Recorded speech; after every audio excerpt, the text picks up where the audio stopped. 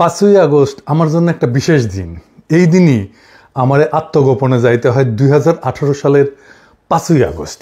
আল্লাহর কি অসীম কুদরত, ঠিক 6 বছর পরে হাসিনা শাহীর পতন ঘটে সেই একই দিনে। সে দিল্লি পলায়। আজ সেই মহিমান্বিত দিন, যেদিন আমরা বিজয়ী হয়েছিলাম।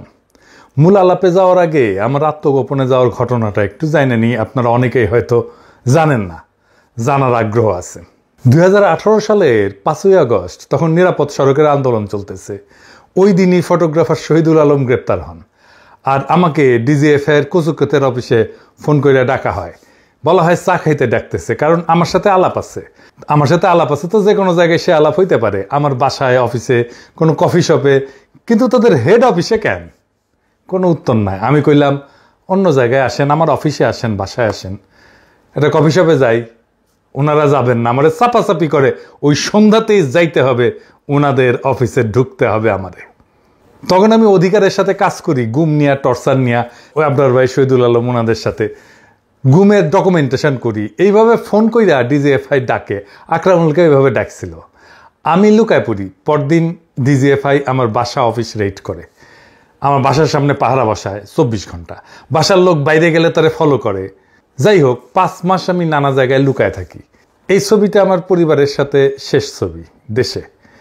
আগের দিন 4 আগস্ট আমার বাবার সাথে আর শেষ দেখা হয় নাই। ওই ছবি তোলার পরে আমার নানার টুপি পড়া মৌলানা বেশে ছবি, দাড়িওয়ালা ছবি দেখেছেন না আপনারা অনেকে? ওইসব সেই টাইমের ছবি।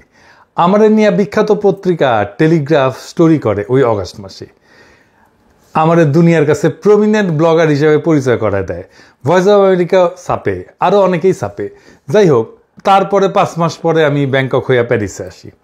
এই আলাপ আর দীর্ঘ করি না। আমি সেই কষ্টের যন্ত্রণার ইতিহাস আপনাদের বলতে চাই না, কিন্তু আমি ভয়াবহ সময় পার করছি। সব কিছু শেষ হয়ে গেছে।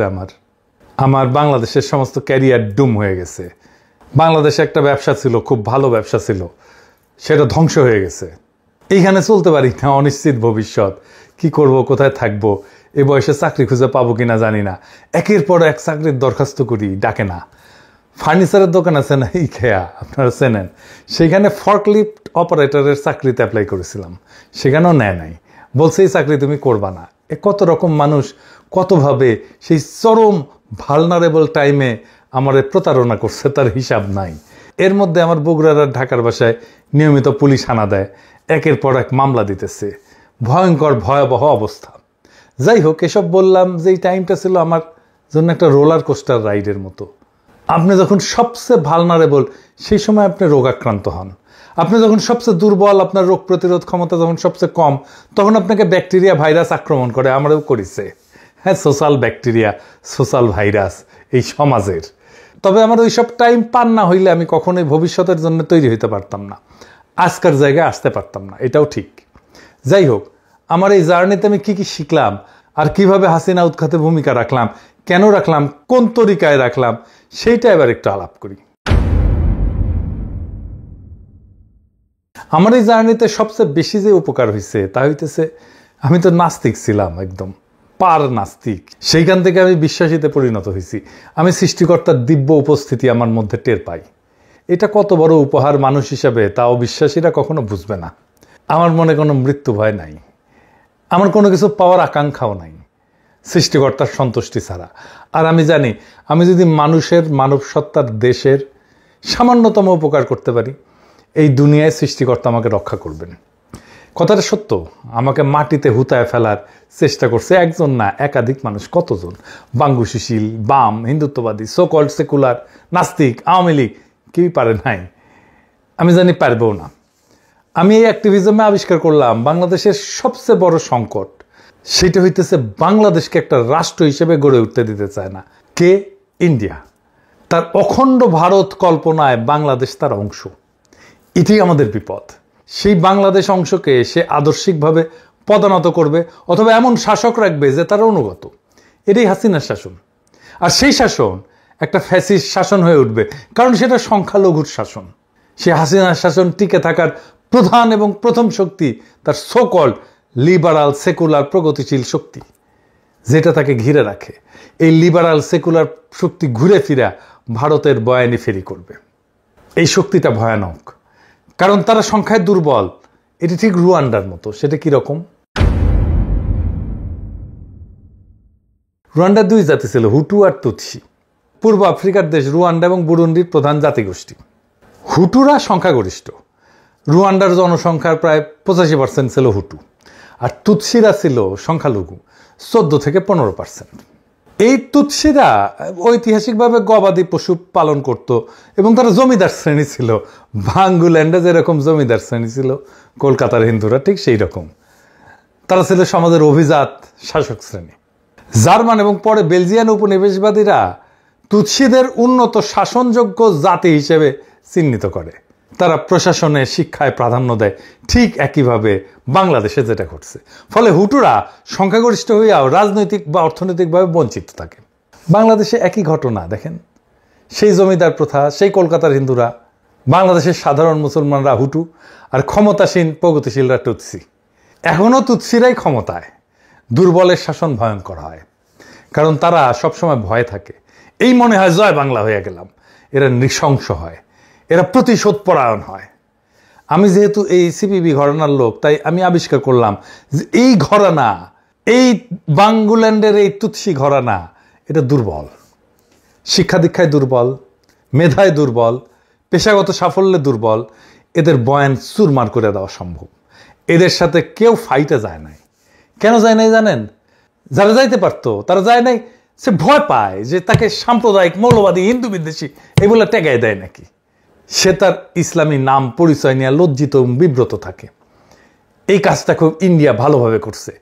গতকালই একজন আমারে বলতেছে যে, আমার পোস্টে এসে, যে ইন্ডিয়া যেইভাবে বাংলাদেশকে দেখাইতে চায়, আপনি সেই দিকে নিয়ে যাইতেছেন বাংলাদেশকে। আপনি আসলে ইন্ডিয়ার উপকার করতেছেন, আপনি বাংলাদেশের শত্রু। ইন্ডিয়া আমাদের নিয়ে কি ভাবলো সেটা দিয়ে বাংলাদেশের রাজনীতি নির্ধারিত হবে? বাংলাদেশ কি ইন্ডিয়ার ইচ্ছা অনুযায়ী চলবে? দেখলাম কে একজন কইতেছে, আমার অ্যাক্টিভিজমের ফলে পশ্চিমবঙ্গে বিজেপি জিতবে।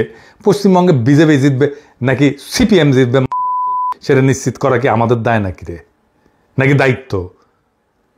এইগুলাই ইন্ডিয়ান ফুড সোলজারদের কাজ হয়ে ওঠে বাংলাদেশে।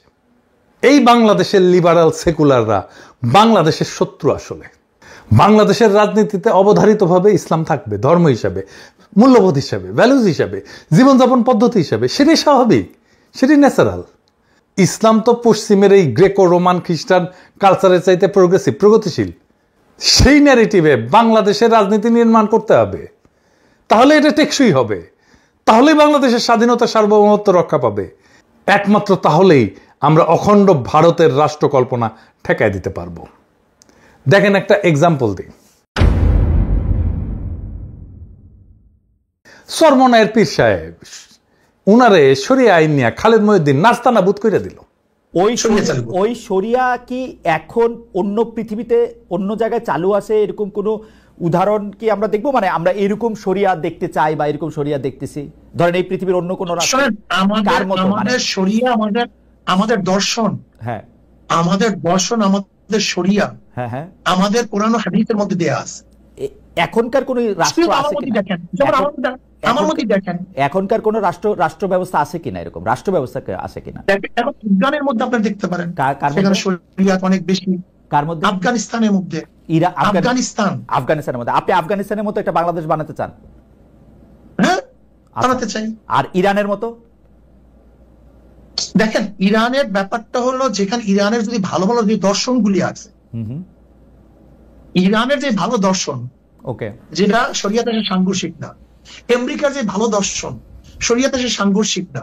ইংল্যান্ডের কোনো ভালো দর্শন, শরিয়াতে সাংঘর্ষিক না। রাশিয়ার কোনো ভালো দর্শন, যেটা ইসলামের সাথে সাংঘর্ষিক না। এরকম জনগণের স্বার্থে। ওকে ওকে, তাহলে আমি মোরলেস মনে করতেছি যে আফগানিস্তানে এখন যে শরিয়া ভিত্তিক রাষ্ট্র ব্যবস্থা চালু আছে, আপনি বাংলাদেশে আপনারা যদি নির্বাচিত হন তো সেরকম একটা শরিয়া ভিত্তিক রাষ্ট্র ব্যবস্থা চালু করতে চান, তাই তো? এই হইতেছে বাংলাদেশের সেকুলার স্ট্যাবলিশমেন্ট, যে শরিয়া আইনকে একটা পরিত্যাজ্য ভয়ঙ্কর আইনি ব্যবস্থা হিসেবে দেখাইতেছে। সেকুলারদের এই পুরা ন্যারেটিভ, এবং চরমনায়ের পীর সাহেব দাঁড়াইতে পারলেন না আর্গুমেন্ট নিয়ে। সেকুলারদের এই পুরা ন্যারেটিভ ভেঙে দিতে হবে। বাংলাদেশের 82% মানুষ শরিয়া আইন চায়, তো এইটাকে কি আপনি গণ অভিপ্রায় বলবেন না? কিন্তু এইটা নিয়ে ইসলামী রাজনীতি যারা করেন তারাও কথা বলতে ভয় পান। তাদের কাছে এটা ব্যাখ্যা নাই, যেন ইন্ডিয়া এসে মেরে ফেলবে এটা বললে। এই জায়গায় আমি আবিষ্কার করছি আমি খুব সহজে পাল্টা ন্যারেটিভ দাঁড় করাইতে পারবো, শক্তিশালী ন্যারেটিভ দাঁড় করাইতে পারবো, সুরমার করে দিতে পারবো ওদের ন্যারেটিভ। ইন্ডিয়ান ন্যারেটিভ সব কয়টা জয় বাংলা করে দিতে পারবো ইনশাল্লাহ। আপনারা দেখছেন এর মধ্যে আওয়ামী লীগের পতন হয়েছে 2024-এ, কিন্তু তার রাজনৈতিক ন্যারেটিভ জয় বাংলা হয়েছে আগে। আমি বলতেছি না যে আমি একাই করছি, আরো অনেকেই করছেন। তাই ইন্ডিয়ারে বাংলাদেশে পরাস্ত করতে হইলে তার ন্যারেটিভ পরাস্ত করতে হবে, এইটাই এখনকার কাজ। তাছাড়া বাংলাদেশের স্বাধীনতার সার্বভৌমত্ব আমরা রক্ষা করতে পারবো না। এই লড়াইয়ে আপনি হাসিনা বিরোধী লড়াইয়ে যারা সাথে ছিল তাদের অনেককেই শত্রু হিসেবে আইডেন্টিফাই করবেন, তারা আপনার শত্রু হয়ে দাঁড়াবে। আপনারা দেখতেছেন কারা শত্রু হয়ে দাঁড়াইতেছে। আমি আমার এই অ্যাক্টিভিজমের মধ্যে আবিষ্কার করলাম এই হাসিনা বিরোধী লড়াইয়ের মূল ভ্যানগার্ড হবে মাদ্রাসা পড়ুয়ারা, ইসলামের চেতনায় বলিয়ান সাধারণ মুসলমানেরা। তাই হয়েছে আন্দোলনে মাঠে মাঠে নামাজের জন্য দাঁড়ায় যাওয়া বাংলাদেশে আগে কখনো ঘটে নাই।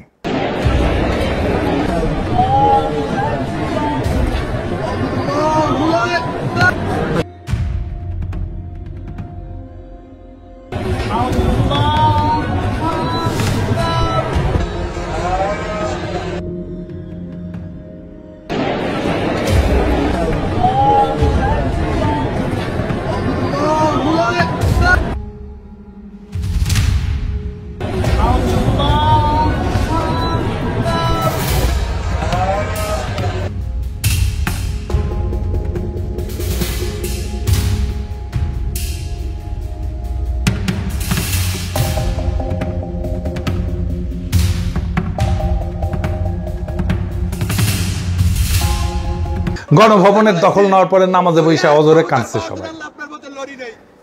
ওরাই ছিল এই বিপ্লবের লড়াকু সামনের সারির সৈনিক, এমনকি সেনাবাহিনীর সৈনিক, বিজেপির সৈনিক, পুলিশের কনস্টেবল, এরাও ছিল এই সাধারণ মুসলমানের সন্তান।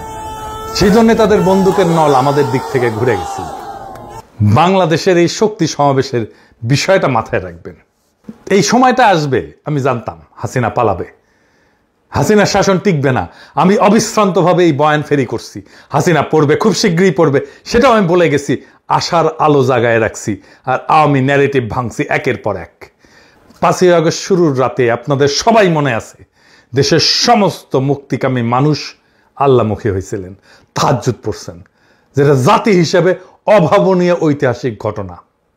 এমনকি যারা তেমন ধর্মকর্ম করতেন না তারাও আল্লাহর সাহায্য কামনা করছেন। এইটা মাথায় রেখেন, এটা একটা গুণগত পরিবর্তন ঘটে গেছে। 2024-এর নির্বাচনের পরে সবাই যখন হতাশ হয়ে হাল ছেড়ে দিল, তখন আমি ভারতীয় পণ্য বয়কট আন্দোলন শুরু করলাম। দাবানলের মতো ছড়ায় গেল সেই আন্দোলন সারা দুনিয়ায়। মানুষ একটা কিছু হাতে পাইল আঁকড়ায় ধরার মতো হতাশার মধ্যে। আপনারা দেখছেন কারা কারা সেই সময় আমার বিরোধিতা করছে, আপনারা এখনো দেখেন কারা কারা আমার শত্রুতা করে। আমি এদের হেদায়েতের জন্য প্রার্থনা করি। তারা জানে আমাকে থামাইতে না পারলে সমূহ বিপদ। আমাকে বিরক্ত করার চেষ্টা করে, মানসিকভাবে বিপর্যস্ত করার চেষ্টা করে, আমার টাইম নষ্ট করার চেষ্টা করে। তারা জানে পিনাকি আওয়ামী ন্যারেটিভ ভাঙছে সাকসেসফুলি। যদি ইন্ডিয়ান ন্যারেটিভ ভাঙে তাইলে বাংলাদেশ তো হাতছাড়া হয়েছে, অখণ্ড ভারত হান্দায় যাবে। তারা জানে পিনাকি ন্যারেটিভ বানাইতে পারে, শুধু তাই না মানুষকে বুঝাইতেও পারে। এর মধ্যে পিনাকি ভট্টাচার্য বামুনের পোলা, বাম রাজনীতি করে আসা, আবার বাংলাদেশি হিন্দু, তারা ইন্ডিয়া কোনোভাবেই ঠেকাইতে পারবে না। তারা জঙ্গি বইলা, তারা ইসলামপন্থী বইলা, তারা মৌলবাদী বইলা খারিজ করিয়া দিতে পারবে না। তারা মনে করে এটা ঘরের শত্রু বিভীষণ, ইন্ডিয়ার সব বয়ান ভাঙ্গা যাবে ইনশাল্লাহ। তাই তারা আমাকে হুতায় দেওয়ার সব চেষ্টা করবে। আপনারা সেটা দেখতেছেন, আরো দেখবেন। কিন্তু আমি বলছি তারা আমার শিখতে পারবে না। হাসিনা পতনের পরে ঠিক 1 বছর হইল, আমরা আগাইছি নাকি পিছাইছি? এই প্রশ্ন অনেকেই করতেছেন, অনেকের মধ্যে হতাশা। আসেন এই ব্যাপারটা একটু বুঝে দেখি। আমাদের লক্ষ্য হচ্ছে বাংলাদেশের ভবিষ্যৎকে সুরক্ষিত করা। বিএনপি, জামাত আর এনসিপি যদি ন্যূনতম কয়েকটা ইস্যুতে একমত হয় তাহলে দেশ রক্ষা পাবে। 1 নম্বর হইতেছে যেই দল ক্ষমতায় যাবে তারা কিভাবে বিরোধী দলের সাথে আচরণ করবে, তারা কি শান্তিপূর্ণভাবে ক্ষমতা হস্তান্তর করবে, তারা কি দমন নিপীড়ন করবে, তারা কি ভোটের ফল মাইনে নেবে, ভোটকে কি প্রভাবিত করবে না। এই প্রশ্নগুলোর উত্তর থাকতে হবে। 2 নাম্বার, বিরোধী দল সরকারের সাথে কিভাবে আচরণ করবে, তারা কি আওয়ামী লীগের মতো 200 দিন হরতাল করবে। 3 নাম্বার, ভারত কি আবার স্পেস দিবে। আবার মাতব্বরি করার জায়গা দেবে, দাদাগিরি করতে দেবে এবং ভারতের অন্যায্য আচরণকে মেনে নিবে। 4 নাম্বার, ইসলাম প্রশ্নটাকে কিভাবে ডিল করবে, সেকুলারদের কায়দায় ডিল করবে। 5 নাম্বার, বাংলাদেশ রাষ্ট্রটাকে যেটা আমরা গড়তে পারিনি সেটাকে কি গড়বে। দেখেন, এইটাকে যদি আমার ভবিষ্যতের পলিটিক্যাল ইকোসিস্টেম হিসেবে কল্পনা করি, সেইখানে দেখেন এই 3 দল এনসিপি, জামাত, বিএনপি এই সমস্ত পয়েন্টে একমত হইতে দ্বিধা করবে না। এবার বলেন তো বিএনপির ভাইরা, আওয়ামী লীগ কি এর কোনোটা মানবে বা মানছে বা মানার ইতিহাস আছে? নাই। তাই যারা আওয়ামী লীগকে ভোটে আনার কথা বলে বা আওয়ামী লীগ নিষিদ্ধের বিরুদ্ধে বলে, তাদের থেকে দূরে থাকবেন, তাদের দিয়ে প্রভাবিত হবেন না, কারণ তারা এই ইকোসিস্টেমটা ভেঙে ফেলবে। দেখাই দিয়ে একজনকে খুব বিএনপি প্রেমী সাজছে তাসনিম খলিল, যে আওয়ামী লীগ নিষিদ্ধের বিরুদ্ধে বলে, আওয়ামী লীগকে নির্বাচনে আনতে চায়। সাবধান থাকবেন এদের ব্যাপারে। আজ 1 বছর পরে হিসাবের খাতা খুললে অনেকেরই মনে হবে আমরা যেই পথ পরিক্রমা শুরু করছিলাম সেই পথের শেষের মঞ্জিলে কি পৌঁছেছি, যেই মঞ্জিলের উদ্দেশ্যে যাত্রা শুরু করছিলাম সেই মঞ্জিলের ধূসর ছায়ার আহ্বান কি শুনতে পাই? প্রিয় দেশবাসী, একটা রাষ্ট্রের নির্মাণ আর অগ্রযাত্রার পথে শুধু যাত্রা আছে, শেষ নাই। পেছনে যাচ্ছিল, সামনেও তাই। এই পথে তীর্থ নাই, আছে তীর্থযাত্রা। আমরা সবাই সেই তীর্থহীন তীর্থের যাত্রী। কবিতার ভাষায় বলি, আজও তাই এ পথের শেষ নাহি পাই। জীবনের প্রথম প্রভাতে বিনা দ্বন্দ্বে বিনা প্রশ্নে উন্মুক্ত দুহাতে তীর্থপথ মহাদীক্ষা করেছি গ্রহণ। দিবসান্তে আজ যেন মন নাহি ভোলে সেই দীক্ষা। তীর্থ নয়, তীর্থপথ আমাদের মনে যেন রয়। ইনকিলাব জিন্দাবাদ।